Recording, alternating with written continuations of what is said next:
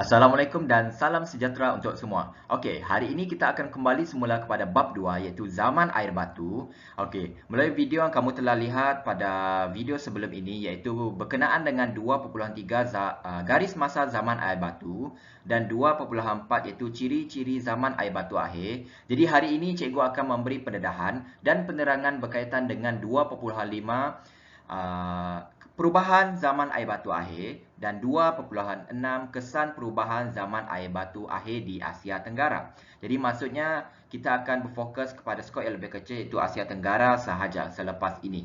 Okey, kita pergi kepada satu persatu subtopik iaitu subtopik yang pertama iaitu 2.5 perubahan zaman air batu akhir.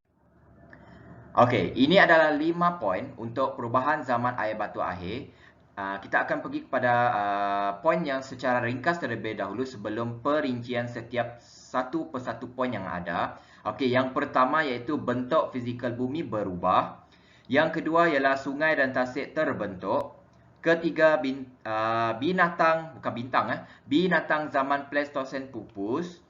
Poin yang keempat ialah manusia menyesuaikan aktiviti harian dengan perubahan iklim. Dan yang kelima ialah bumi mengalami perubahan iklim. Jadi ada 5 poin yang kamu perlu tahu berkaitan perubahan yang berlaku pada zaman air batu akhir. Okey, kita pergi secara terperinci poin dari satu persatu poin yang dinyatakan di sini. Okey, perubahan zaman air batu. Poin yang pertama, perubahan bentuk fizikal bumi disebabkan oleh glasier. Kamu tahu kan apakah itu glasier? Glasier, cikgu ulang sekali lagi. Glasier ialah kecairan air batu. Jadi, apakah perincian untuk poin ini? Okey, air batu yang cair dari tanah tinggi dan gunung akan membawa batu dan tanah semasa menuruni tanah tinggi. Seperti yang kamu lihat dalam GIF tu. Seperti orang yang memijak batu tersebut. Jadi begitulah yang berlakunya kecairan air batu. Apabila air batu tersebut jatuh, jadi menggelonsornya air batu tersebut sekali akan membawa tanah dan batu mengalir ke kawasan air. Jadi maksudnya kawasan air jadi akan tinggi dan air batu tersebut mencair dan menambahkan jumlah kuantiti air di kawasan yang mengandungi air, contohnya di kawasan laut ataupun tasik. Okey. Poin yang kedua, lebihan air yang dibawa akan melimpah ke kawasan laut. Dan apa yang berlaku ialah kesannya, seperti yang cikgu dah nyatakan tadi, ialah berlaku perubahan paras air laut dengan kedalaman 100 meter. Jadi itu adalah kesan apabila berlakunya pengglasiaran, iaitu glasier, kecairan air batu. Okey, poin yang kedua, kecairan air batu membentuk tasik air tawar. Contoh, Tasik Dayang Bunting di Malaysia dan Great Lakes di Kanada. Okey, itu adalah GIF yang kamu boleh nampak Tasik Dayang Bunting. Kenapa dia digelarkan Tasik Dayang Bunting adalah bentuknya menyerupai sosok seorang wanita yang sedang bunting. Okey, poin yang seterusnya, bentuk saliran sungai turut berubah kepada bentuk yang wujud pada harinya. Kamu tengoklah ada sungai, ada tasik, apa lagi banyaklah. Ada kawasan Tasik Ladam, nanti kamu akan belajar dalam geografi, kamu akan tahulah. Okey, seterusnya, poin yang ketiga. Kepupusan binatang yang hidup pada zaman Pleistosen. Okey, ingat zaman Pleistosen ialah tahap yang ketiga dalam tahap zaman air batu. Cuba lihat semula zaman Pleistosen itu berada di tahap yang mana. Ingat, tahap ketiga. Okey, contoh hidupan yang pupus ataupun binatang yang pupus iaitu mamut, sloth dan harimau bertaring panjang. Jadi ketiga-tiga hidupan ini mula pupus pada zaman Pleistosen. Okey, poin yang keempat, perubahan yang berlaku ialah manusia perlu menyesuaikan aktiviti harian dengan perubahan iklim. Okey, iklim ni maksudnya cuaca semakin panas. Jadi mereka perlu menyesuaikan aktiviti mereka dengan keadaan iklim yang itulah yang sedia adalah. Okey, jadi apa yang berlaku? Mereka berhijrah dari benua Afrika ke benua Asia dan Eropah. Mengapa? Okey, disebabkan oleh suhu di benua Asia dan benua Eropah tidak lagi terlalu sejuk. Maksudnya mereka mencari kawasan suhu yang tidak lagi terlalu sejuk lah. Maksudnya yang tempat mereka boleh bertahan untuk hidup. Kalau bayangkan kalau manusia hidup pada suhu yang sejuk, dapatkah mereka meneruskan hidup? Pada zaman dulu mereka tidak ada baju seperti kita pada zaman sekarang. Ada baju tebal, ada sweater. Tidak seperti zaman dulu mereka menggunakan bulu binatang dijadikan sebagai untuk pemanas badan. Okey. Poin yang kelima, iklim bumi berubah. Berubah dari apa? Terlalu sejuk kepada sederhana sejuk. Maksudnya sudah berlaku ada berlaku kepanasan lah. Kepanasan terhadap permukaan bumi, tempat manusia ataupun hidupan tinggal. Okey, kegiatan radiasi bumi yang berlaku daripada sinaran matahari penyebab utama peningkatan suhu bumi. Okey, seperti yang kamu boleh nampak di situ, radiasi bumi menyebabkan peningkatan suhu bumi. Jadi, dulu zaman air batu sejuk, sekarang kamu boleh rasa macam mana suhu pada zaman sekarang. Agak panas kan? Jadi, itu adalah disebabkan oleh radiasi bumi. Kesan rumah hijau. Itu kamu akan belajar juga dalam geografi. Okey, kita teruskan dengan 2.6, kesan perubahan zaman air batu di Asia Tenggara. Bukan 2.5, 2.6, kesan perubahan zaman air batu di Asia Tenggara. Okey, isinya, perkembangan zaman air batu memberikan dua kesan penting di Asia Tenggara, iaitu yang pertama iaitu kenaikan paras laut di pentas Sunda. Okey, poin yang kedua ialah pergerakan manusia di sekitarnya. Mungkin ada yang tidak tahu apakah itu pentas Sunda dan apakah yang berlaku disebabkan oleh pergerakan manusia di sekitarnya. Okey, lepas ini cikgu akan terangkan secara lebih terperinci.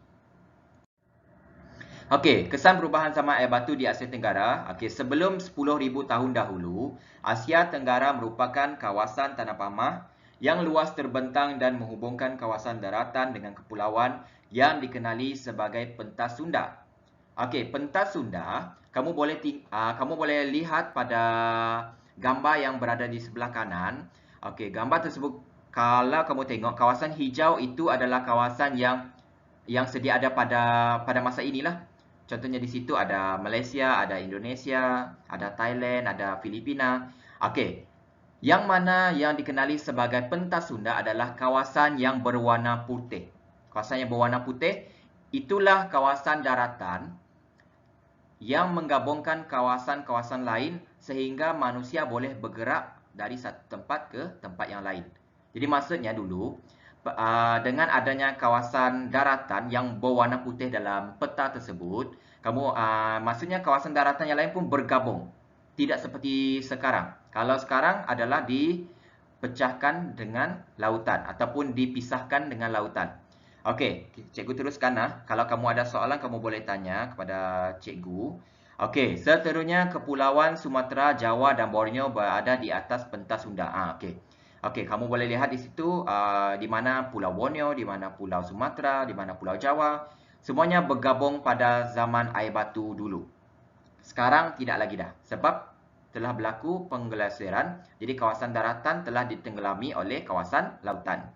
Okey, kawasan yang dihubungkan melalui daratan menyatukan Burma, Myanmar, Thailand, Laos, Kemboja, Vietnam, Semenanjung Malaysia, Singapura dan Borneo.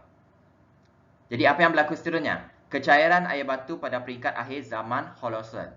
Jadi itu yang berlakulah. Dulu kawasan kebanyakan negara-negara, kalau kita kenali sekarang lah sebagai negara, kalau dulu kawasannya dapat dicantumkan, kita boleh bergerak dengan jalan kaki saja ke satu tempat ke tempat yang lain. Kalau sekarang tidak dapat, kita perlu menggunakan kapal air ataupun kapal laut ataupun kapal terbang. Barulah kita boleh sampai ke destinasi yang lain. Aku teruskan. Okey, kesan kecairan air batu di zaman Holocene. Kecairan air batu, ingat penggelasiran kecairan air batu. Poin yang pertama, tenggelamnya pentas Sunda. Jadi apa yang berlaku? Poin yang kedua ialah wujudnya kepulauan seperti Sumatera, Jawa, Borneo pada hari ini. Seperti kita di Sarawak. Kita tinggal di mana? Di Kepulauan Borneo. Okey, poin yang ketiga, terbentuknya sungai dan tasik. yang kamu tahu membentuk saliran kan apabila ada aliran dari jatuh daripada gunung disebabkan oleh kecairan air batu, jadi akan berlaku pergerakan air batu bersama tanah. Jadi apa yang membentuk? Jadi akan membentuk ruang. Ruang itulah yang akan menjadi laluan kepada air yang cair dan akhirnya membentuk sungai ataupun tasik. Okey, poin yang keempat, pembentukan Teluk Siam, Selat Melaka dan Laut Jawa.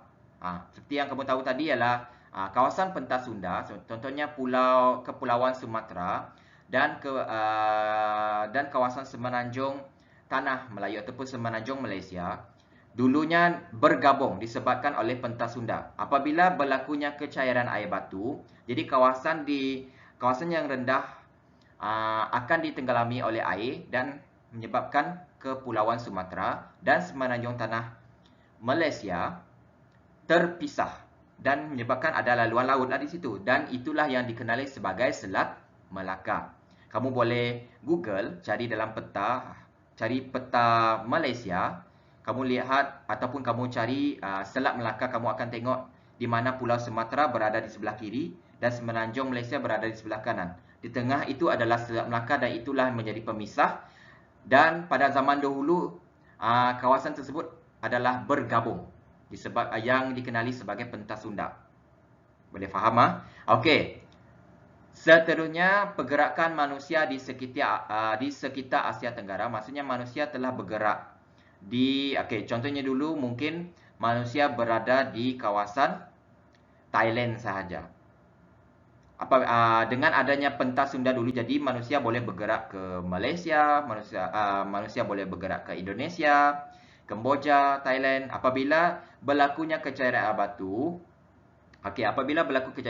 jadi kebanyakan kawasan menjadi pulau dan kawasan telah terpisah oleh lautan. Jadi maksudnya mungkin keluarga kamu telah ada di Thailand, ada keluarga kamu berada di Indonesia. Maksudnya telah terpisah. Jadi manusia telah ada di sana, ada di sini. Okey. Poin yang terakhir, Asia Tenggara menjadi tumpuan mamalia bersaiz besar dan sederhana. Contohnya yang masih hidup pada zaman sekarang ialah buaya. Yang begitulah. Hidupan harimau. Harimau bukan seperti harimau pada zaman air batu lah, harimau yang telah modified. Harimau yang telah modified, maksudnya harimau yang kita ada harimau Malaya, tidak seperti harimau yang pada zaman dulu lah. Dan kita tidak ada lagi dinosaur. Bayangkan kalau dinosaur hidup pada zaman sekarang, apa jadi dengan kita? Memang tidak akan wujudlah manusia. Manusia nak keluar pergi pasar pun akan dimakan oleh dinosaur. Jadi ada mengapakah kita hidup pada zaman ini tidak hidup pada zaman dinosaur adalah disebabkan ada hikmah lah kenapa kita wujud pada zaman ini. Dan itulah yang keunikan yang ada pada manusia pada zaman inilah. Okey, jadi itu adalah ringkasan untuk 2.4 dan 2.5 dan 2.6. Okey, sekiranya kamu ada persoalan mengenai apa yang telah cikgu dedahkan dan cikgu telah terangkan kepada kamu, kamu boleh bertanya dengan saya ataupun cikgu Rafidah mengenai topik ini. Okey, seperti biasa, kamu lengkapkan nota kamu berdasarkan penerangan ini. Sekiranya ada apa-apa masalah ataupun pertanyaan yang ingin kamu tanya, kamu boleh tanya kepada cikgu. Okey? Selesai. Jadi hari ini kita telah selesai zaman air batu, iaitu bab yang kedua. Sekian, terima kasih.